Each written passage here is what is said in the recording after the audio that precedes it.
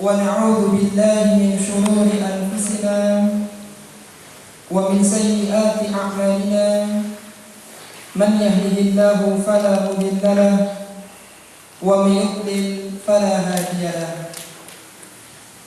وأشهد أن لا إله إلا الله وحده لا شريك له وأشهد أن محمدا عبده ورسوله يا أيها الذين آمنوا اتقوا الله حق تقاته ولا تموتن إلا وأنتم مسلمون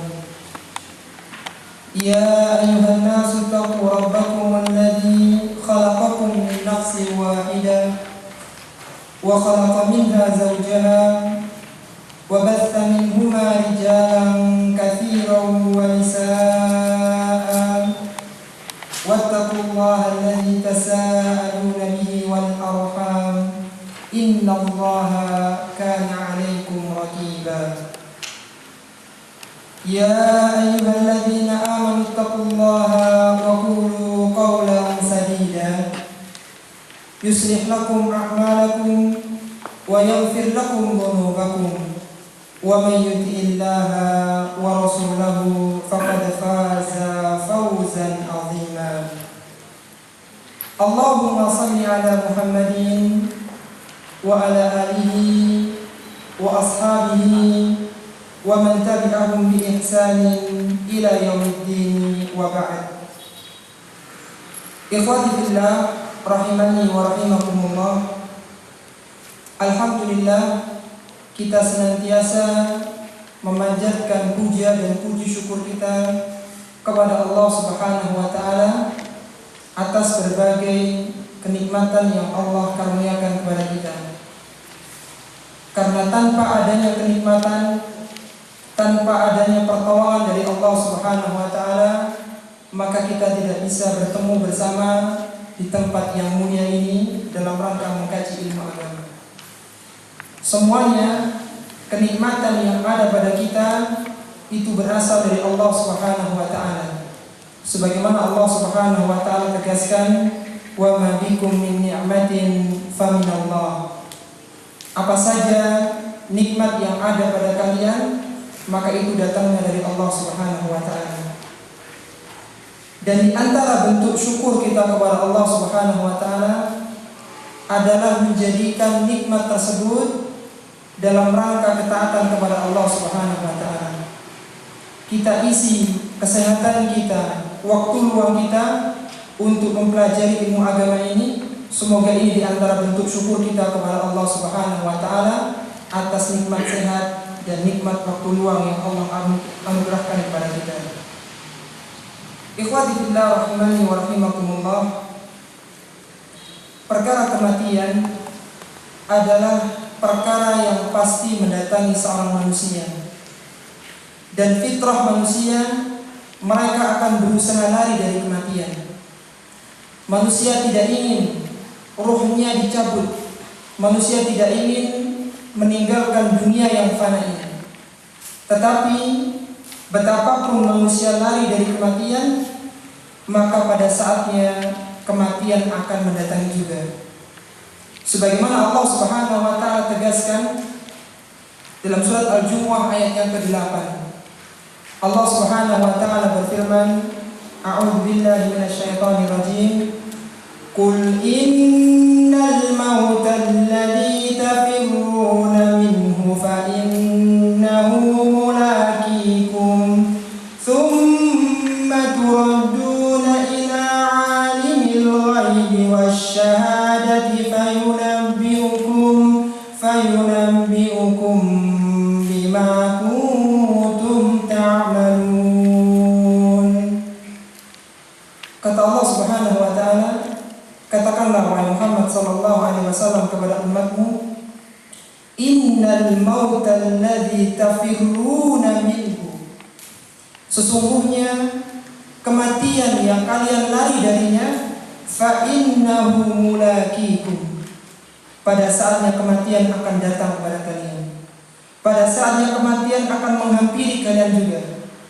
Tsumma turadduna ila 'alimil ghaibi wasyahadah. Kemudian kalian akan dikembalikan kepada Allah, Zat yang mengetahui perkara yang gaib dan perkara yang tampak. Fayunabbi'ukum bima kuntum ta'malun, dan akan Allah beritahukan terhadap apa yang telah kalian kerjakan selama di dunia ini. Perkara kehidupan setelah kematian bagi sebagian kaum muslimin adalah perkara yang misterius, perkara yang masih samar, perkara yang masih belum jelas. Padahal nas-nas dari yang disebutkan di dalam Al-Quran Karim maupun dalam sunnah-sunnah Rasulullah SAW sangat tegas. Dan pada saatnya kita juga akan melalui fase-fase ini. Maka pada kesempatan malam hari ini kita akan mencoba mempelajari bersama bagaimanakah fase kehidupan setelah datangnya kematian. Yang pertama, ketika kematian telah mendatangi seorang, ketika jenazah telah dimasukkan di liang lahatnya, maka seorang akan mengalami fitnatul qabr. Seorang akan mengalami fitnah kubur. Yang dimaksud dengan fitnatul qabri, yang dimaksud dengan fitnah kubur adalah pertanyaan malaikat munkar dan nakir kepada seorang jenazah tentang siapa Rabb, apa agama, dan siapa nabinya. Dan pertanyaan ini, fitnatul qabri ini, mengenai seluruh mukallaf, seluruh orang-orang yang baligh dan berakal, baik dia umat Nabi Muhammad SAW atau umat sebelumnya, baik dia laki-laki maupun wanita, bahkan baik dia seorang mukmin atau seorang yang kafir, semua akan terkena fitnatul qabri. Dan seorang yang berhasil menjawab fitnatul qabri, yang berhasil melewati fitnah kubur, maka dia akan mendapatkan nikmat kubur. Sebagaimana disebutkan dalam hadis Abu Hurairah radhiyallahu taala anhu, Rasulullah sallallahu alaihi wasallam bersabda, "Idza qubirul mayyitu aw qala ahadukum atahu malakani aswadani azraqani." Apabila seorang jenazah telah dikuburkan, maka dia akan didatangi oleh dua orang malaikat yang berwarna hitam kebiru-biruan. Yuqalu li ahadihima al-munkaru wal akharu nakir. Salah satu disebut sebagai malaikat munkar dan satunya disebut dengan malaikat nakir. Nama malaikat yang akan menanyai jenazah tersebut. Fayaqulani, maka dua orang malaikat itu akan bertanya kepada jenazah, "Ma kunta taqulu fi hadzal rajuli?" Apa yang engkau ketahui tentang laki-laki ini? Yang dimaksud dengan laki-laki ini adalah Rasulullah sallallahu alaihi wasallam. Ditanya tentang siapa nabi ini. Fayaqulu ma kana yaqulu huwa Abdullah wa rasuluh. Maka dia mengatakan bahwa Muhammad adalah utusan Allah dan hamba-Nya. Asyhadu an la ilaha illallah wa anna Muhammadan abduhu wa rasuluh. Saya bersaksi bahwa tiada ilah yang berhak disembah kecuali Allah dan Muhammad adalah hamba dan utusannya. Maka mendengar jawaban ini, malaikat munkar dan nakir menjawab, "Fayaqulani qad kunna na'lamu annaka taqulu hadza." Kata malaikat itu mengatakan, "Kami tahu bahwa engkau akan memberikan jawaban ini." Jadi jawaban ini adalah jawaban dari orang-orang yang beriman, dan mereka tahu karena malaikat ini menanyai semua jenazah yang masuk di alam barzah. Kemudian kata malaikat, kata Nabi sallallahu alaihi wasallam, "Tsumma yufsahu lahu fi qabrihi sab'una dhira'an fi sab'in." Kemudian kuburnya itu diluaskan 70 kali 70 hasta. "Tsumma yunawwaru lahu fi." Kemudian kuburnya diterangi dengan cahaya. "Tsumma yuqalu lahu nam." Kemudian malaikat mengatakan, "Tidurlah engkau." Ini fase ketika selesai menjawab fitnah kubur, maka diperintahkan untuk tidur. Fayaqulu arji ila ahli fa'ukhbiruhum. Wahai malaikat, kembalikan saya kepada keluargaku agar saya bisa memberitahukan kepada mereka. Fayaqulani nam kanaumatil arus. Malaikat mengatakan, tidurlah seperti tidurnya pengantin baru. Disebutkan oleh Nabi sallallahu alaihi wasallam atau disebutkan dalam hadis ini, seorang yang mendapatkan nikmat kubur itu seperti pengantin baru karena nikmat yang dirasakan oleh anak Adam yang paling puncak di dunia ini adalah kenikmatan pengantin baru. Artinya kenikmatan-kenikmatan yang lain, nikmat dinaikkan pangkatnya atau mendapatkan harta, berbeda dengan kenikmatan seorang memasuki malam pengantin barunya.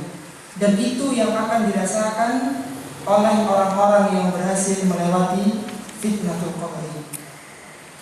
Adapun orang-orang yang gagal ketika ditanya siapa rohmu, siapa nabimu dan apa agamamu, dan dia tidak bisa menjawabnya, maka kata Nabi sallallahu alaihi wasallam dalam hadis yang diriwayatkan oleh Imam Ahmad, akan disempitkan kuburannya sehingga tulang rusuknya saling bertemu.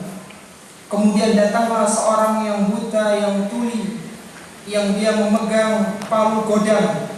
Ya kata Nabi sallallahu alaihi wasallam, seandainya palu ini digunakan untuk memukul gunung, niscaya akan hancur berkeping-keping.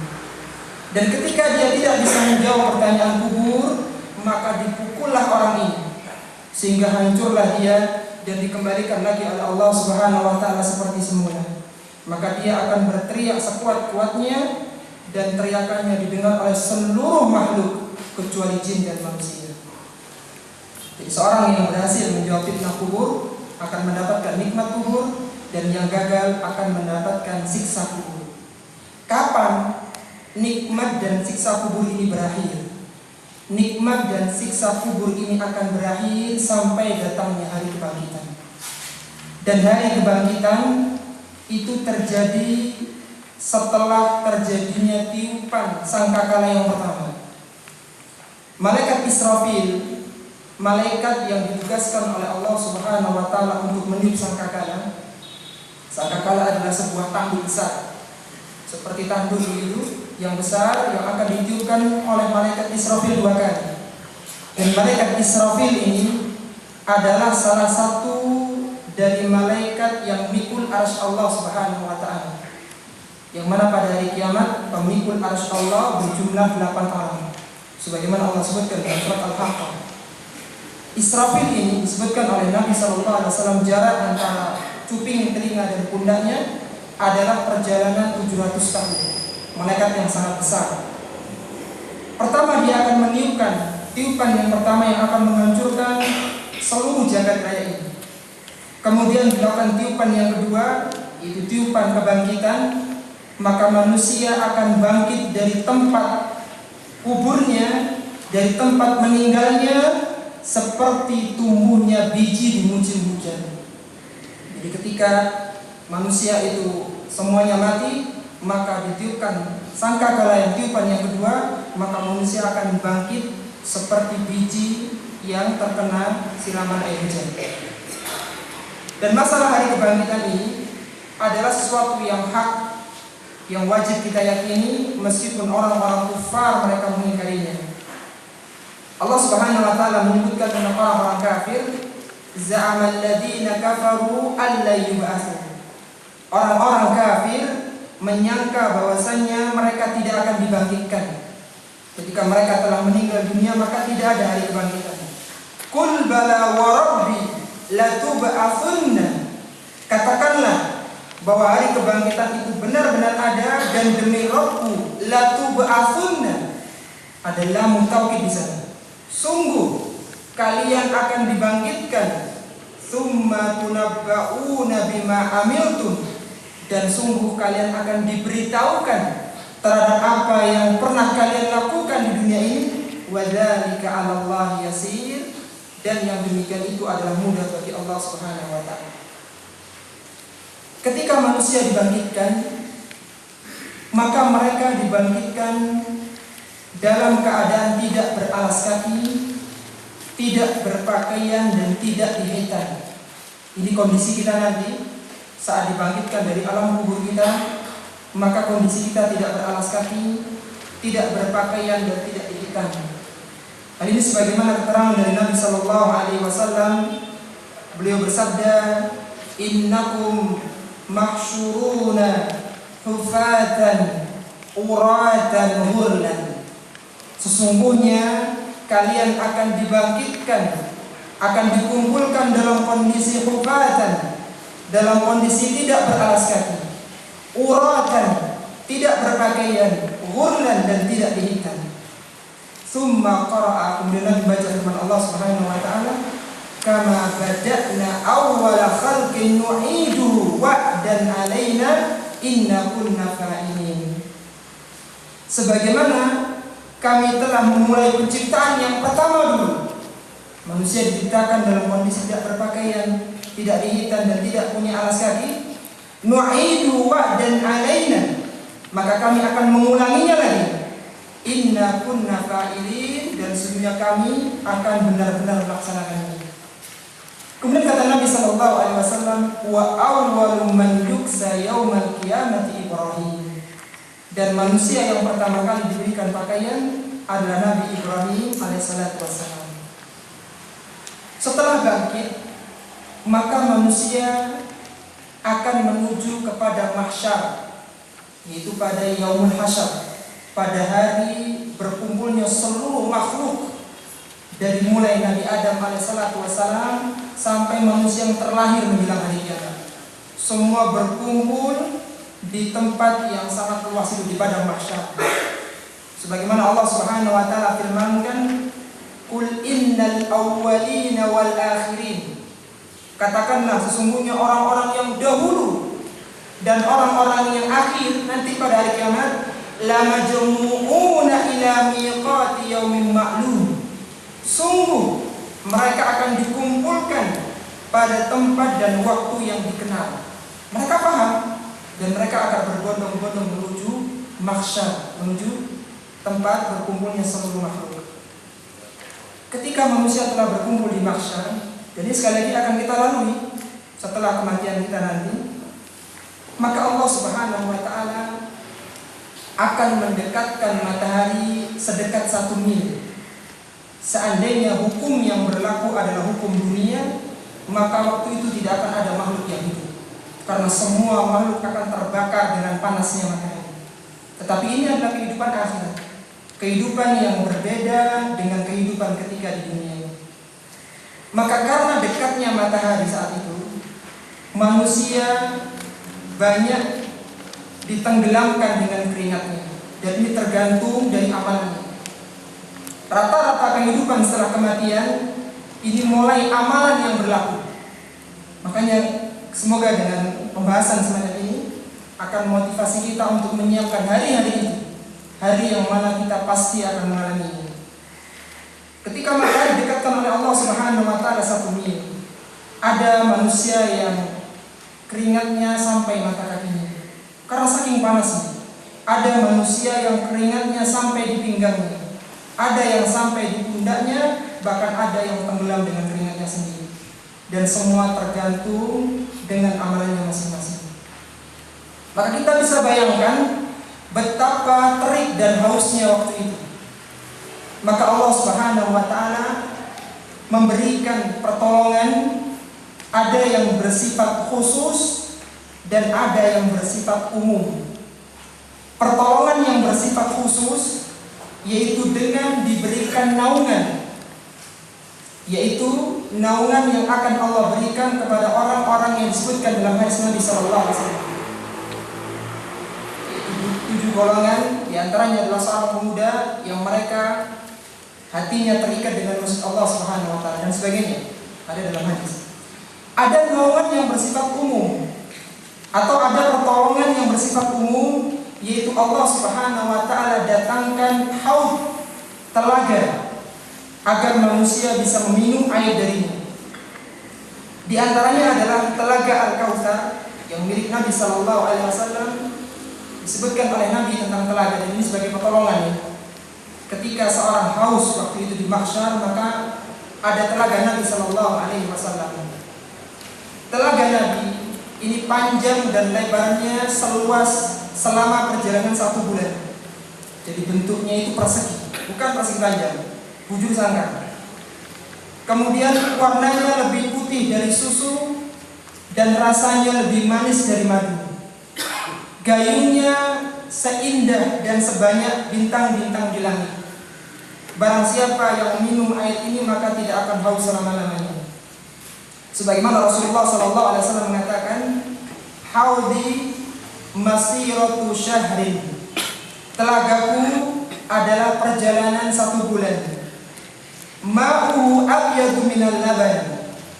Airnya lebih putih dari susu. Wa rihuhu abyabu minal miski. Aromanya lebih harum dari minyak kasturi. Wa kizanuhu kanujumis samai. Gayung-gayungnya seperti bintang-bintang di langit. Dijelaskan oleh para ulama, yang dimaksud kanujumis sama seperti bintang-bintang di langit dalam 2 hal. Yang pertama, seperti banyaknya bintang-bintang di langit, artinya jangan khawatir tidak mendapatkan gayung. Kemudian yang kedua adalah keindahannya seperti indahnya bintang-bintang di langit, gemerlapan, sangat indah. Man syariba minha, barang siapa yang minum darinya, fala yatmau abadan, niscaya dia tidak akan haus selama-lamanya.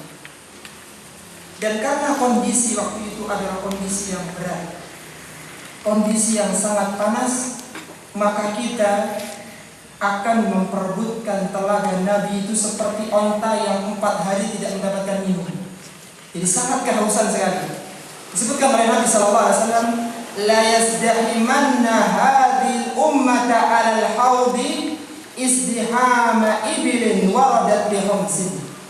Kata Nabi SAW, manusia umat ini akan berdesak-desakan di telagaku seperti berdesak-desakannya onta yang dikeluarkan pada hari yang kelima.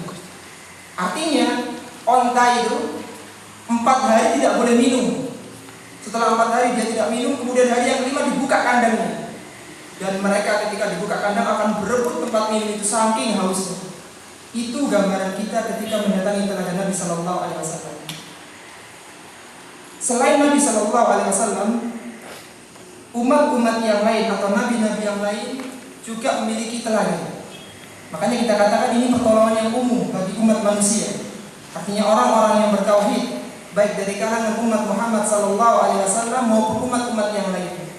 Karena setiap nabi ini memiliki telaga.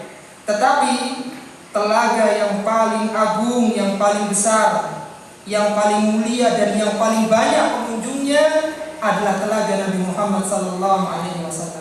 Dan semoga kita termasuk orang-orang yang diberikan kemudahan untuk minum telaga Nabi SAW. Kata Nabi SAW, inna likulli nabiyyin hawdan. Sesungguhnya setiap nabi memiliki telaga. Wa innahum yatabahuna ayyuhum aktsar waridatan. Dan setiap nabi akan berbangga-bangga siapa yang paling banyak pengunjungnya. Wa inni arju an akuna aktsaruhum waridatan. Dan aku berharap, kata Nabi, aku adalah orang yang paling banyak dikunjungi telaga. Ada beberapa orang yang tidak bisa minum telaga Nabi SAW. Ada 3 golongan. Yang pertama adalah orang-orang yang murtad, sebagaimana disebutkan oleh Imam Al-Bukhari dalam Sahihnya. Kemudian orang-orang yang berbuat bid'ah yang mukaffir, bid'ah di dalam masalah keyakinan atau bid'ah dalam masalah usul. Kemudian yang ketiga adalah orang-orang munafik. Ini 3 golongan yang terlarang dari telaga Nabi SAW. Dalam kondisi yang sangat panas itu, maka manusia mendatangi para nabi untuk meminta agar para nabi tersebut disegerakan, meminta kepada Allah agar disegerakan perhitungan amal. Ini masih berkumpul di mahsyar, belum diapa-apakan dengan kondisi yang sangat panas. Maka datanglah manusia kepada Nabi Adam alaihissalam, kepada Nabi Nuh, Nabi Musa, Nabi Ibrahim, Nabi Isa, dan semuanya tidak bisa menyegerakan perhitungan amal. Lalu datanglah mereka kepada Nabi kita Muhammad SAW, kemudian beliau bersujud di bawah arasy, lalu Allah Subhanahu wa taala memberikan izin agar ditegakkan perhitungan amal. Dan ini yang disebut dengan istilah syafaatul uzma. Syafaat yang meminta agar manusia diadili oleh Allah Subhanahu wa taala. Seolah-olah mereka mengatakan, seandainya kita masuk surga maka segera masukkan kami ke surga. Dan seandainya ada orang yang masuk neraka, segera masukkan ke dalam neraka. Jadi jangan diletakkan dalam mahsyar yang sangat panas itu. Ini menunjukkan beratnya pada mahsyar, beratnya kondisi ketika berkumpul di mahsyar waktu itu. Lalu ketika perhitungan dimulai, maka manusia akan mendapatkan kitab catatan amalnya ketika di dunia. Dan tidak hanya satu, ada beberapa sijilat, beberapa catatan amal, karena banyak. Bahkan disebutkan dalam hadis bitaqah, itu ada orang yang punya 99 catatan amal, yang menunjukkan bahwa semua amalan kita dicatat oleh Allah Subhanahu wa taala. Manusia di dalam menerima kitab catatan amal ada 3 caranya. Yang pertama, ada yang menerima dengan tangan kanan, dan ini pertanda dia merupakan ahli surga. Ada orang yang menerima dengan tangan kirinya, dan ada orang yang menerima dari belakang punggungnya. 2 ini adalah pertanda bahwasanya dia akan menghuni neraka. Sebagaimana Allah sebutkan dalam surat Al-Haqqah, fa amma man utiya kitabahu biyaminihi. Adapun orang-orang yang menerima catatan amalnya dengan tangan kanannya, fayaqulu ha umqra'u kitabiyah. Maka dia mengatakan, ambillah, bacalah kitabku ini. Artinya dia bangga dengan kitab yang diberikan kepadanya. Kemudian orang-orang kufar mereka mengatakan, wa amma man utiya kitabahu bishimali. Adapun orang-orang yang menerima catatan amalannya dengan tangan kirinya, fayaqulu ya laitani lam uta kitabiyah. Seandainya aku tidak diberikan kitabku ini. Ini cara yang kedua. Kemudian cara yang ketiga adalah di belakang punggung atau dari balik punggungnya.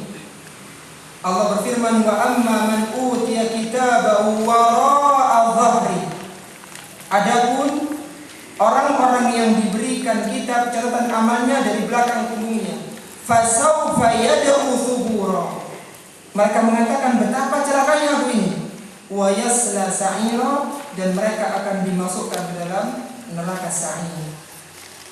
Disebutkan dalam hadis, akan tapi hadis ini dilemahkan oleh para ulama ahli hadis.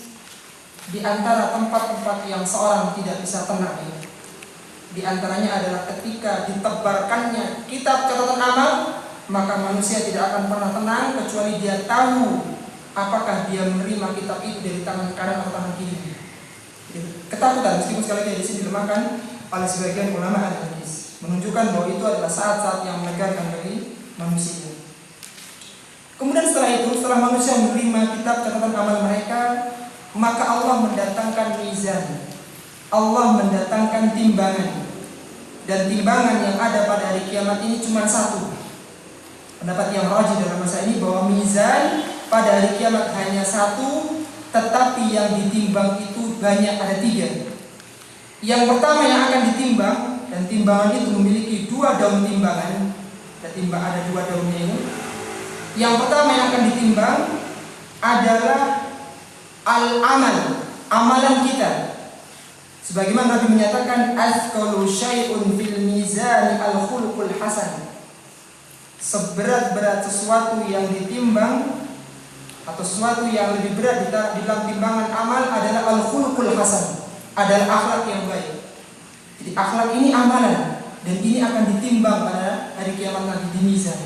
Dan ini mengingatkan juga pada kita bahwa ketika kita mengenal manhaj yang benar ini, kita harus memperhatikan masalah akhlak. Karena akhlak ini ternyata amalan yang bisa memberatkan amalan timbangan kebaikan kita. Kemudian yang kedua yang ditimbang adalah al-amil, adalah orang yang beramal. Kita nanti akan naik di timbangan itu. Sebagaimana Rasulullah SAW mengatakan, innahu la ya'tir rajulul azimus saminu. Sesungguhnya akan didatangkan seorang laki-laki yang besar dan gemuk, Yaumul qiyamah, pada hari kiamat, la yazinu indallahi janaha ba'udah. Tetapi timbangan orang yang besar dan gemuk ini tidak sampai mengalahkan timbangan satu sayap nyamuk. Ini menunjukkan bahwa pelakunya ditimbang oleh Allah Subhanahu wa taala.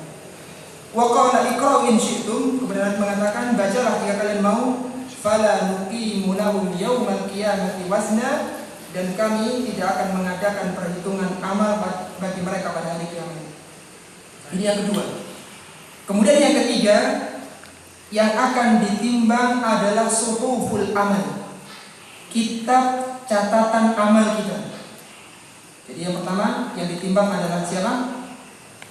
Amalan. Yang kedua siapa? Orang yang beramal, itu kita. Dan yang ketiga yang ditimbang kitab catatan amal kita. Sebagaimana dalam hadis di toko, ya, saya tidak bawakan di sini karena panjang, disebutkan fatudha asijillat, dan diletakkan kitab lembaran-lembaran catatan amalan dia fi kafatin, dalam satu daun timbangan, wal bitaqatu fi kafatin, dan bitaqah yaitu kartu la ilaha illallah dalam satu timbangan yang lain. Ini menunjukkan bahwa yang ditimbang itu ada tiga. Makanya lafaz-lafaz mizan itu terkadang Allah sebutkan dalam bentuk tunggal yang menyebutkan memang jumlahnya hanya satu, dan terkadang disebut dalam bentuk jamak mawazin karena yang ditimbang itu ada tiga. Amalan orang yang beramal dan kitab catatan amal kita.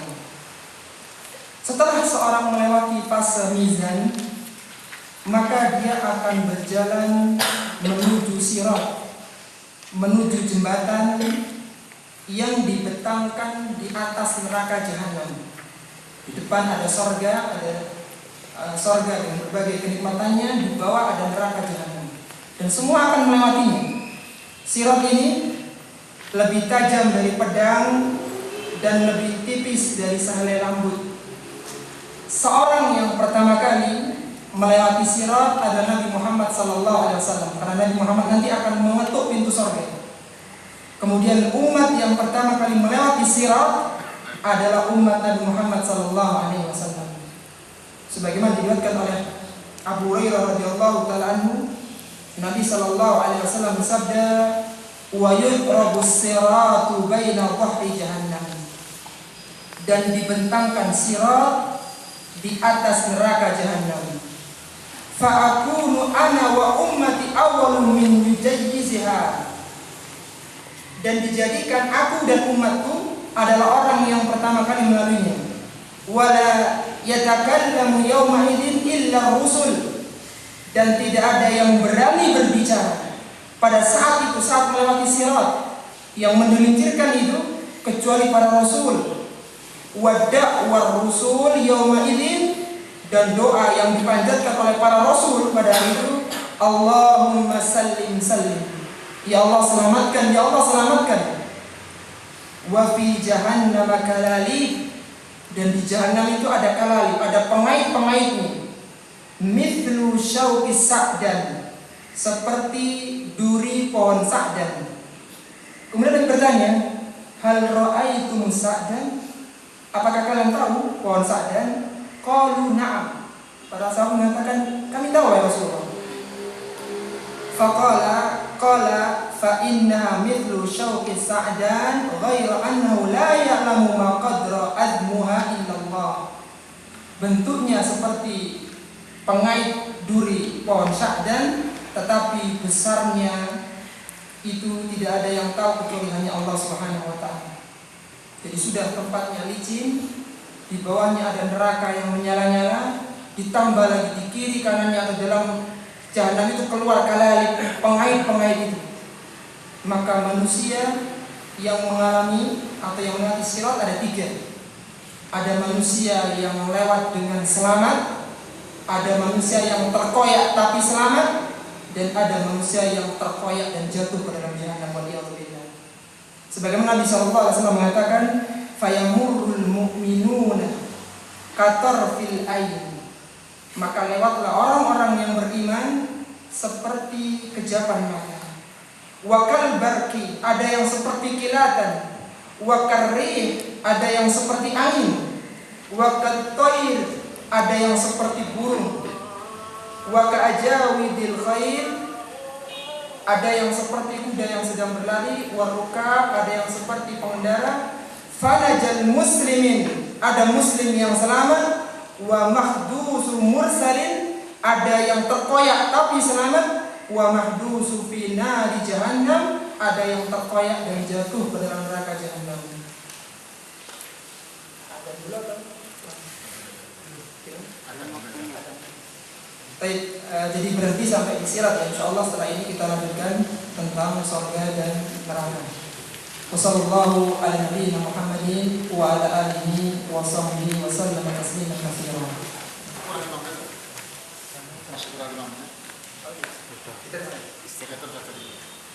Selesai. Agak mundur sedikit. Agak mundur sedikit apa sholat dulu? Sudah wajib belum, Pak? Belum. Lebih 16. Silakan, apa diselesaikan? 7:16. Ya, ya. Mundur aja nggak apa-apa. Karena kalau menang kali masih selesai. Baik, kita teruskan lagi. Alhamdulillah, wassalatu wassalamu ala Rasulillah wa ala alihi wa ashabihi wa man wala. Setelah melewati fase sirat yang kita mohon kepada Allah keselamatan waktu itu, maka manusia akan melewati fase terakhir dalam perjalanan kehidupannya, yaitu apakah dia masuk ke dalam neraka atau selamat sampai ke surga. Neraka adalah tempat yang penuh dengan penyiksaan. Adapun surga adalah tempat yang penuh dengan kenikmatan. Satu kali celupan di dalam surga akan melupakan semua derita dan kepedihan kita ketika di dunia ini. Sebaliknya, satu kali celupan di dalam neraka akan melupakan dan menjadikan kita tidak ingat kepada semua kebahagiaan ketika kita di dunia. Disebutkan oleh Nabi SAW, yu'ta bi an'ami ahli dunya min ahli nar yaumal qiyamah. Akan didatangkan seorang yang paling beruntung di dunia ini, tetapi dia termasuk orang-orang yang masuk ke dalam neraka. Orang yang disebutkan di awal hadis ini mungkin adalah orang yang paling kaya di dunianya. Mungkin dia adalah orang yang tinggi status sosialnya di masyarakat, atau mungkin dia adalah orang yang memiliki keistimewaan di atas semua manusia. Bahkan mungkin dia tidak pernah mendapatkan ujian dan musibah. Akan tetapi kata Nabi SAW, fayasbu fi jahannam sibghatan. Kemudian Allah masukkan dia ke dalam jahannam satu kali celupan. Thumma yuqalu lahu. Kemudian ditanya orang ini, ya bani Adam, hal ra'aita khairan qad? Wahai anak Adam, apakah engkau melihat adanya kebaikan? Hal marra bika na'imun qad? Apakah engkau pernah merasakan kenikmatan? Mana kekayaanmu ketika di dunia? Mana status sosial yang kau banggakan ketika di dunia dulu? Fayaqulu, maka dia mengatakan, la wallahi ya Rabbi. Tidak ya Allah, aku tidak merasakan sedikit pun kenikmatan dan aku tidak melihat adanya kebaikan. Jadi dia terlupakan dengan semua kebahagiaannya ketika di dunia. Mana rumah yang megah itu? Mana kekayaan ketika di dunia? Semua lupa. Semua terkalahkan dengan satu kali celupan di neraka. Kemudian kata Nabi SAW, wa yu'ta bi asyaddin nasi bu'san fid dunya min ahli jannah. Kemudian didatangkan orang yang paling sengsara ketika di dunia, tetapi dia merupakan ahli surga. Mungkin orang yang Allah sebutkan dalam hadis ini adalah orang yang celaka di dunia ini. Dia bertubi-tubi ditimpa penyakit dan musibah. Mungkin dia orang yang paling miskin dalam hidupnya, akan tapi dia adalah orang yang termasuk dalam jajaran penghuni surga. Fayazbuhu fi fil jannati sibghatan. Kemudian dicelupkan dia ke dalam surga dengan satu kali celupan. Fayaqulu lahu. Kemudian ditanya kepadanya, ya bani Adam, hal ra'aita bu'san qad? Wahai anak Adam, Apakah engkau masih merasakan adanya kesengsaraan? Mana kemiskinanmu dulu? Mana celaan dan cacian dari orang-orang ketika di dunia dulu kepadamu? Hal marra bika syiddatan qad?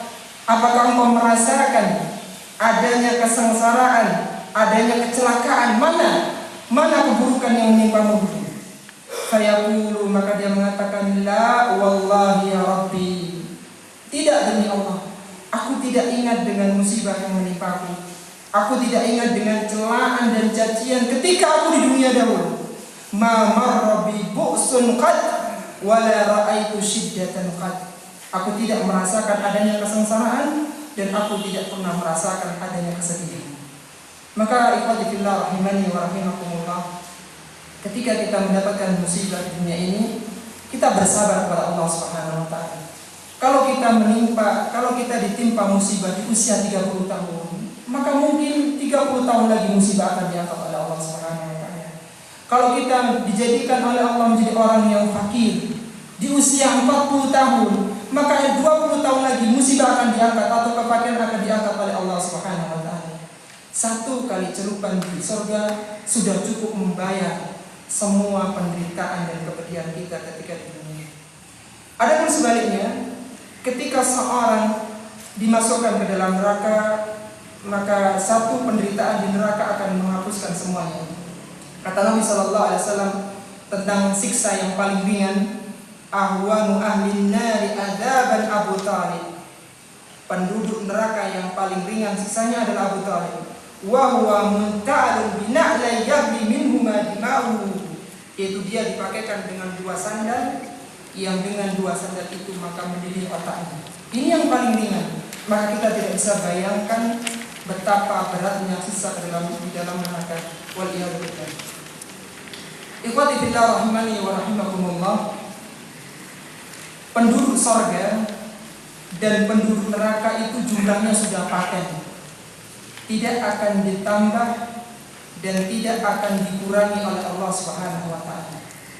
Hal ini sebagaimana keterangan dari Nabi sallallahu alaihi wasallam dalam hadis yang diriwayatkan dari Abdullah bin Amr radhiyallahu taala anhu. Abdullah bin Amr mengatakan, kharaja alaina Rasulullah sallallahu alaihi wasallam wa fi yadihi kitaban. Suatu ketika Rasulullah sallallahu alaihi wasallam keluar kepada kami dengan membawa 2 kitab di tangannya. Faqala, maka Nabi sallallahu alaihi wasallam bertanya kepada para sahabatnya, atadruna ma hadanil kitabani? Wahai sahabat-sahabatku, apakah kalian tahu apa 2 kitab yang ada di tanganku ini? Faqulna, maka kami menjawab kata para sahabat, la ya Rasulullah illa an tukhbirana. Kami tidak tahu ya Rasulullah, kecuali engkau jelaskan kepada kami apa kitab itu. Faqala lilladhi fi yadihi al-yumna, maka Nabi sallallahu alaihi wasallam menjelaskan tentang kitab yang ada di tangan kanannya. Beliau mengatakan, hadza kitabun min rabbil alamin. Kitab ini adalah kitab dari Rabb semesta alam, dari Allah Subhanahu wa taala. Fihi asma'u ahlil jannah wa asma'u abaihim wa qabailihim. Di dalam kitab yang ada di tangan kananku ini terdapat nama-nama penghuni surga, nama bapak mereka dan nama kabilah mereka.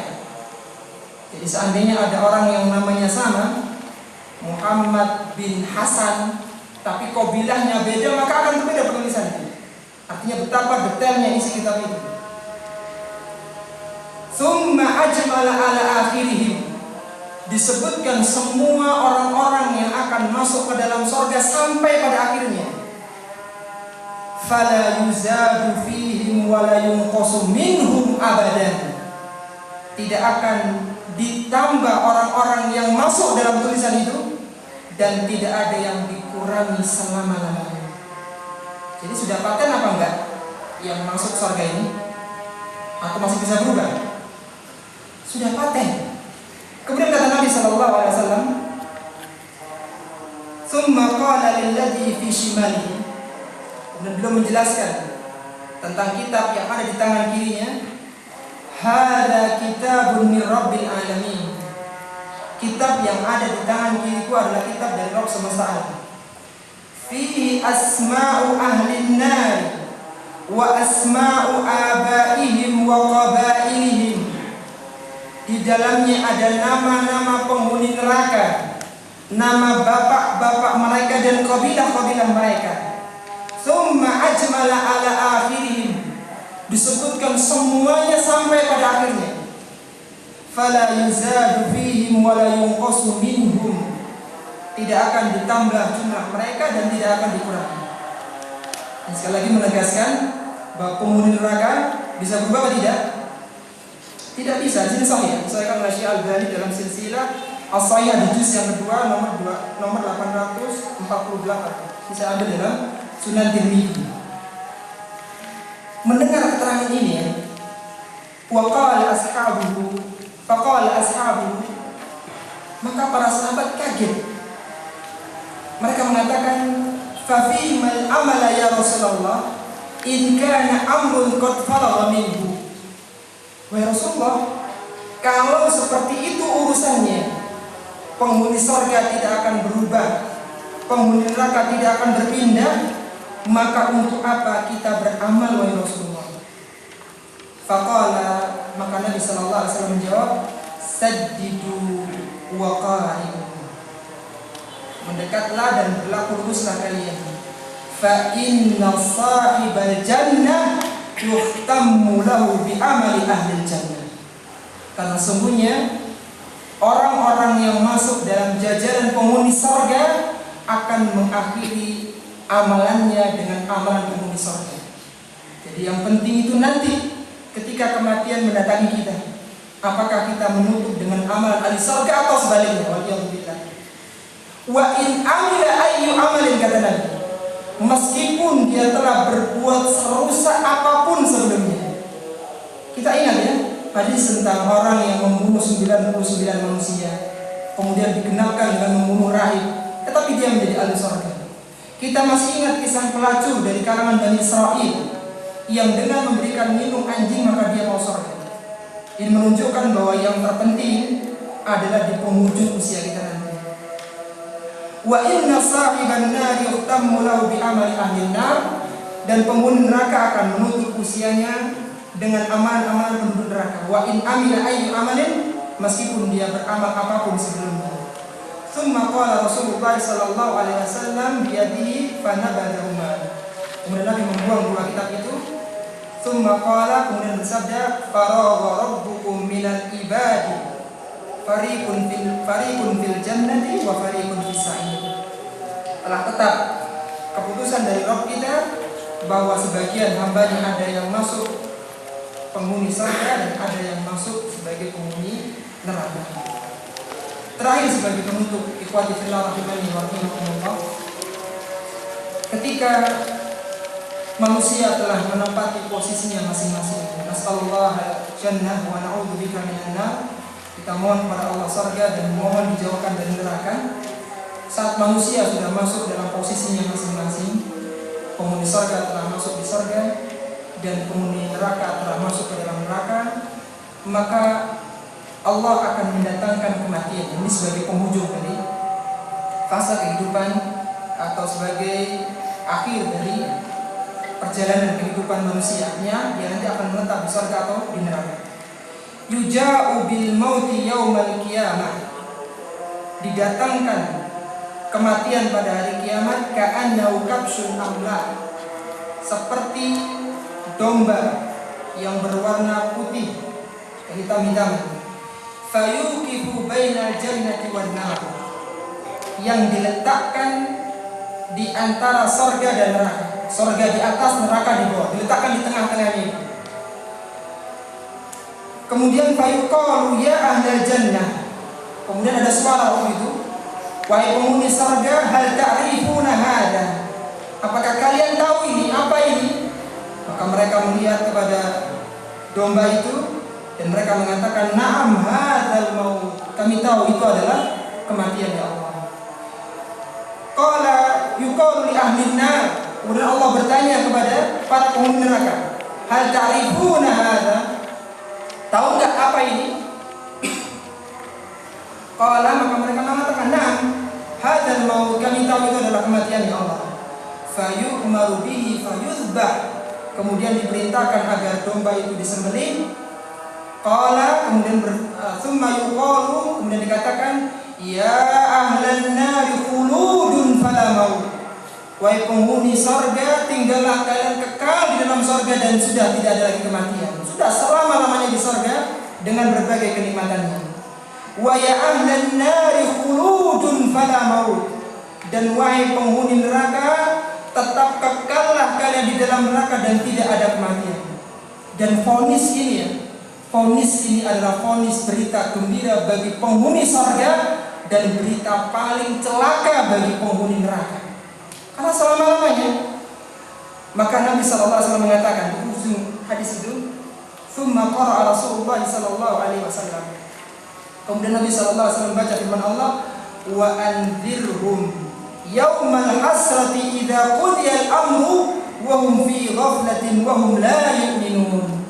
Kata Nabi SAW, dan peringatkanlah mereka yaumal hasrah, pada hari yaumal hasrati idza qudiyal amru, pada hari ketika perkara telah diputuskan. Artinya ketika seorang telah ditetapkan sebagai penghuni surga selama-lamanya, atau seorang ditetapkan sebagai penghuni neraka selama-lamanya. Wahum fi ghaflatin. Adapun tentang surga dan neraka itu, mereka ghaflah, mereka lalai. Wahum la yu'minun, dan mereka tidak beriman adanya hari itu. Makanya perlunya kajian ini kita ingatkan bahwa kita akan mengalami kematian, kita akan melewati sirat, bahkan kita akan melewati fase surga dan neraka. Maka Rasul mengatakan, "Wa anzirhum yaumal hasrati idza qudiyal amru wa hum fi ghaflatin wa hum la yu'minun." Maka di tengah kehidupan kita yang fana ini, kita ingat bahwasanya dunia ini hanya ladang untuk beramal. Sedangkan dunia atau kehidupan yang akhir, yang abadi adalah ada di surga Allah Subhanahu wa taala. Semoga kita termasuk orang-orang yang dimudahkan untuk melangkah ke dalam surga Allah Subhanahu wa taala dan diselamatkan dari neraka jahanam. Kita break dulu sebelumnya, nanti kita lanjutkan dengan diskusi kalau ada hal yang ingin disampaikan. Wassalamualaikum warahmatullahi wabarakatuh. Wa akhiru da'wana alhamdulillahi rabbil alamin.